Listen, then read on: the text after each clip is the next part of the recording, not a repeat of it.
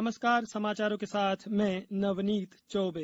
पहले मुख्य समाचार। विश्व युवा कौशल दिवस पर प्रधानमंत्री ने कहा, छोटी बड़ी हर स्किल बनेगी आत्मनिर्भर भारत की बड़ी ताकत। स्किल इंडिया मिशन के 5 वर्ष पूरे होने पर दी बधाई। मुख्यमंत्री शिवराज सिंह चौहान ने राज्य में लॉकडाउन लागू करने संबंधी खबरों को बताया निराधार। एसिड अटैक पीड़ितों को राज्य में पेंशन के अलावा मिलेगी 5,000 रूपये प्रतिमाह की अतिरिक्त सहायता। सीबीएसई ने घोषित किए 10वीं के परिणाम, लड़कियों ने फिर मारी बाजी। और उज्जैन, शहडोल, छिंदवाड़ा, सिवनी और नरसिंहपुर जिलों में भारी वर्षा की चेतावनी। अब समाचार विस्तार से। प्रधानमंत्री नरेंद्र मोदी ने कहा है कि स्किल यानी कुशल होना, री स्किल यानी नए कौशल सीखना और अप स्किल यानी कौशल में सुधार व्यापार के माहौल और बाजार की दशाओं में तेजी से हो रहे परिवर्तन के समय में प्रासंगिक बने रहने के मंत्र हैं। विश्व युवा कौशल दिवस के अवसर पर आज वर्चुअल सम्मेलन में श्री मोदी ने यह बात कही। रिलेवेंट रहने का मंत्र है स्किल, री स्किल और अपस्किल। स्किल का अर्थ है आप कोई नया हुनर सीखें, जैसे कि आपने लकड़ी के एक टुकड़े से कुर्सी बनाना सीखा, ये आपका हुनर हुआ। आपने लकड़ी के उस टुकड़े की कीमत भी बढ़ा दी, वैल्यू एडिशन किया, लेकिन ये कीमत बनी रहे इसके लिए नई डिजाइन, नई स्टाइल और कुछ नया सीखते रहने का मतलब ही है री स्किल। और हमारी जो स्किल है उसका और विस्तार करना, जैसे छोटे मोटे फर्नीचर बनाते बनाते आप और भी चीजें सीखते गए, पूरा का पूरा ऑफिस डिजाइन करने लग गए, तो वो हो गया अपस्किल। प्रधानमंत्री ने कहा कि कौशल असीम होते हैं और यह समय के साथ इंसान को बेहतर बनाए रखते हैं तथा लोगों को दूसरों से अलग बनाते हैं। श्री मोदी ने कहा कि कौशल न केवल आजीविका के लिए बल्कि हमारे दैनिक जीवन में जीवंत और ऊर्जावान बने रहने का एहसास भी दिलाते हैं। प्रधानमंत्री ने कहा कि तेजी से बदलते विश्व में लाखों कुशल लोगों की जरूरत है। कुशल कर्मचारियों और नियोक्ताओं की जानकारी उपलब्ध कराने के लिए हाल ही में शुरू किए गए पोर्टल का जिक्र करते हुए श्री मोदी ने कहा कि इससे अपने घर लौटे प्रवासी मजदूरों सहित कुशल कामगारों को आसानी से रोजगार हासिल करने में मदद मिलेगी। प्रधानमंत्री ने कहा कि आज ही के दिन 5 वर्ष पहले स्किल इंडिया मिशन शुरू किया गया था। इसके तहत देश भर में हजारों प्रधानमंत्री कौशल केंद्र बनाए गए हैं तथा ITI संस्थानों की क्षमता बढ़ाई गई है। इन ठोस प्रयासों के कारण पिछले 5 वर्षों में 5 करोड़ से अधिक युवाओं को कुशल बनाया गया है। मुख्यमंत्री शिवराज सिंह चौहान ने प्रदेश में लॉकडाउन लागू करने संबंधी सोशल मीडिया में चल रही खबरों को निराधार बताया है। ट्वीट के जरिए उन्होंने स्पष्ट किया कि राज्य में लॉकडाउन को लेकर शासन द्वारा कोई भी निर्णय नहीं लिया गया है। दरअसल मध्य प्रदेश में पिछले 15 दिनों के दौरान कोरोना के मामलों में बढ़ोतरी देखी जा रही है। हालांकि इस बीच जिलों में स्थिति को देखते हुए कलेक्टर आपदा प्रबंधन समिति से सलाह कर पूर्णबंदी के निर्णय ले सकते हैं। ग्वालियर में 7 दिन का लॉकडाउन लागू हो गया है। वहीं शिवपुरी में भी आज बाजार पूरी तरह बंद रहे। हमारे संवाददाता ने बताया है कि कोरोना संक्रमण के बढ़ते मामलों को देखते हुए सभी जिलों में सार्वजनिक स्थानों पर धार्मिक कार्यों और त्योहारों के आयोजन पर रोक लगा दी गई है। इसके अलावा धार्मिक स्थलों पर 5 लोगों से ज्यादा एक साथ इकट्ठे नहीं हो सकते। विवाह समारोह में भी वर एवं वधु पक्ष के अधिकतम 20 लोग शामिल हो सकते हैं। रायसेन में इन नियमों का सख्ती से पालन सुनिश्चित किया जा रहा है। मंदसौर नगर पालिका क्षेत्र में शनिवार और रविवार को लॉकडाउन रहेगा। प्रदेश में कोरोना संक्रमितों की संख्या 19,000 से अधिक हो गई है। हालांकि इनमें से करीब 14,000 लोग स्वस्थ होकर घर लौट चुके हैं। राजधानी भोपाल में आज 72 नए मरीजों का पता चला है, जिससे जिले में प्रभावितों की तादाद 3,853 हो गई। वहीं 2,798 लोग स्वस्थ होकर घर लौट चुके हैं। देवास से हमारे संवाददाता ने बताया है कि जिले में आज 14 नए मरीज मिले हैं। यहां पिछले 4 दिनों में 35 संक्रमित प्रकरण सामने आए हैं। शहडोल में बढ़ते मामलों को देखते हुए टेस्टिंग बढ़ाने का फैसला किया गया है।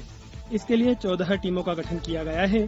जिले में किल कोरोना अभियान के तहत अब तक 8 लाख लोगों की स्क्रीनिंग की जा चुकी है। उधर खंडवा में आज 19 लोगों की रिपोर्ट पॉजिटिव आई है। इसमें हरसूद के 9 मरीज शामिल हैं। नीमच में 5 लोगों ने कोरोना की जंग जीती। उधर जबलपुर में 10 और व्यक्तियों में संक्रमण की पुष्टि हुई है, जिससे संक्रमितों की संख्या 451 हो गई है। खरगोन में भी 8 लोगों में संक्रमण की पुष्टि हुई है। अशोकनगर के चंदेरी में 2 मरीज मिले हैं। धार में 9 मरीजों के साथ संक्रमितों की संख्या 225 हो गई है। अब समाचारों में वक्त है एक ब्रेक का। प्रदेश में एसिड पीड़ितों को दी जाने वाली पेंशन के साथ साथ अब उन्हें 5,000 रूपये प्रतिमाह आर्थिक सहायता भी दी जाएगी। पशुपालन, सामाजिक न्याय एवं निशक्तजन मंत्री प्रेम सिंह पटेल ने कार्यभार ग्रहण करने के तुरंत बाद आज निशक्तजन विभाग द्वारा प्रस्तुत उक्त प्रस्ताव संबंधी फाइल पर सहमति दी। पेश है एक रिपोर्ट। मीडिया कर्मियों से बात करते हुए उन्होंने बताया कि सरकार ने राज्य में एसिड हमले के पीड़ितों को प्रति माह 5,000 रूपये की वित्तीय सहायता देने के प्रस्ताव को मंजूरी दी है ताकि वे सम्मान के साथ अपना जीवन व्यतीत कर सकें। लाभार्थियों को जल्दी ही सहायता मिलनी शुरू हो जाएगी। आधिकारिक जानकारी के अनुसार राज्य में एसिड अटैक पीड़ित सहित सभी दिव्यांग व्यक्तियों को वर्तमान में 600 रूपये प्रतिमाह पेंशन मिलती है। सरकार के स्पर्श पोर्टल के अनुसार राज्य में एसिड अटैक पीड़ितों की संख्या 17 है। वैसे राज्य में सरकार ने दिव्यांगता की श्रेणियों को 7 से 21 तक बढ़ाकर इसका दायरा पहले ही कई गुना बढ़ा दिया है। संजीव शर्मा, आकाशवाणी समाचार, भोपाल। केंद्रीय माध्यमिक शिक्षा बोर्ड सीबीएसई ने 10वीं कक्षा के परीक्षा परिणाम घोषित कर दिए हैं। कुल 91.46% विद्यार्थी उत्तीर्ण हुए हैं। इस वर्ष भी 93.31% के साथ लड़कियां लड़कों से आगे रही हैं। वहीं 90.14% छात्र पास हुए हैं। सीबीएसई ने कहा है कि पिछले वर्ष की तुलना में इस वर्ष छात्रों के उत्तीर्ण होने की संख्या में मामूली वृद्धि हुई है। भोपाल में 92.86% विद्यार्थी उत्तीर्ण हुए हैं। छात्र अपने परिणाम cbseresults.nic.in पर देख सकते हैं। यह परिणाम डिजिलॉकर और उमंग ऐप पर भी देखे जा सकता है। एक ट्वीट में मानव संसाधन विकास मंत्री रमेश पोखरियाल निशंक ने परिणाम घोषित होने पर सभी संबंधित लोगों को बधाई दी।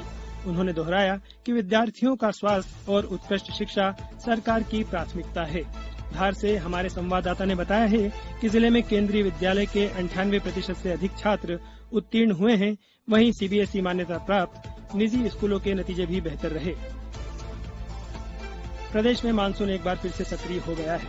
आज दिन भर राजधानी भोपाल के आसमान में बादल छाए रहे और कहीं कहीं छुट-पुट बारिश हुई। उधर इंदौर में सुबह से धूप के कारण उमस बनी रही, लेकिन दोपहर को अचानक बादल छा गए और लगभग 20 मिनट तक तेज बारिश हुई। इसके कारण तापमान में गिरावट आ गई। इसके अलावा सिवनी में आज सुबह बारिश हुई। वहीं शहडोल एवं होशंगाबाद संभागों के जिलों में अधिकांश स्थानों पर, जबलपुर एवं रीवा संभागों के जिलों में अनेक स्थानों पर तथा शेष संभागों के जिलों में कुछ स्थानों पर वर्षा दर्ज की गई। नीमच में तेज हवाओं के साथ जोरदार बारिश हुई। मौसम विभाग ने इंदौर, उज्जैन, शहडोल, हरदा, छिंदवाड़ा, सिवनी और नरसिंहपुर जिलों में कहीं कहीं भारी वर्षा की चेतावनी दी है। मध्य प्रदेश पश्चिम क्षेत्र विद्युत वितरण कंपनी ने पिछले दिनों शिविरों के माध्यम से 11,300 बिजली उपभोक्ताओं की शिकायतों का निराकरण किया। इसके लिए कंपनी के अधिकार क्षेत्र इंदौर सहित 15 जिलों में जिला, तहसील और ग्राम पंचायत स्तर पर 1,510 शिविर आयोजित किए गए थे। अब कुछ समाचार संक्षेप में। राज्यपाल आनंदीबेन पटेल ने मध्य प्रदेश विद्युत नियामक आयोग के नवनियुक्त अध्यक्ष सूर्य प्रताप सिंह परिहार को पद एवं गोपनीयता की शपथ दिलाई। वरिष्ठ नेता संजय सिंह मसानी को प्रदेश कांग्रेस का उपाध्यक्ष नियुक्त किया है। श्री मसानी को विधानसभा उपचुनाव प्रचार प्रसार के लिए प्रादेशिक समन्वयक भी बनाया गया है। नाबालिगों से दुष्कर्म के फरार आरोपी प्यारे मियां को जम्मू से गिरफ्तार कर लिया गया है। गृह मंत्री नरोत्तम मिश्रा ने कहा है कि उसे कल पुलिस भोपाल लेकर आएगी। मंडला जिले के बीजा डांडी थाना क्षेत्र में 6 लोगों की हत्या कर दी गई। इनमें एक महिला और 2 बच्चे भी शामिल हैं। नरसिंहपुर में विशेष न्यायालय द्वारा 6 वर्ष की बालिका के अपहरण, दुष्कर्म और हत्या के मामले में आरोपी को फांसी की सजा सुनाई। अंत में